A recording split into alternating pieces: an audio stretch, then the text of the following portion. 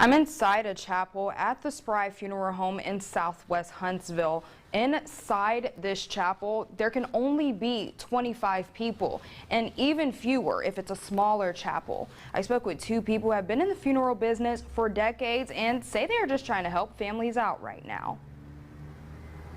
It's most difficult on the family. Sarah Chappell has been in the funeral business for 15 years.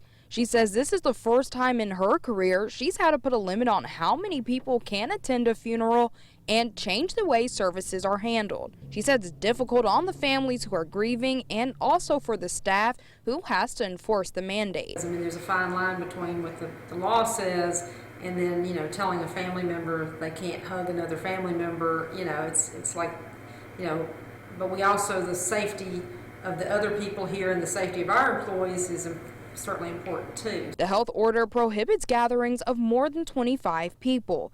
It also states there has to be enough space for people to be able to maintain a 6-foot distance from one another. So if a funeral service is held in a smaller chapel, then the service has to have fewer than 25 people. We've never had a pandemic on this scale that has affected church's funeral service. Chris Martin is the general manager and funeral director at Spry Funeral Home. He's been in the business for about 24 years. He said even though the mandate is hard on families, most of them understand it's in order to keep everybody safe. He said the funeral business has also made some accommodations to families, including having options to stream the service online or having a smaller service and burial now, then allowing them to come back and have another service later on. They can come back at a later date within a year and have another receiving of friends. Obviously their loved one's not there, but they can receive friends when this is passed by and then have a funeral service in our chapel.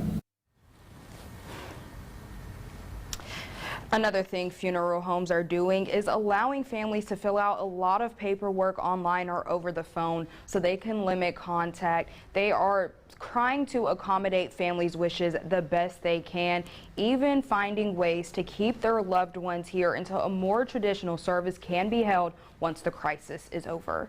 Live in Huntsville, Ashley Carter, WAAY 31 News.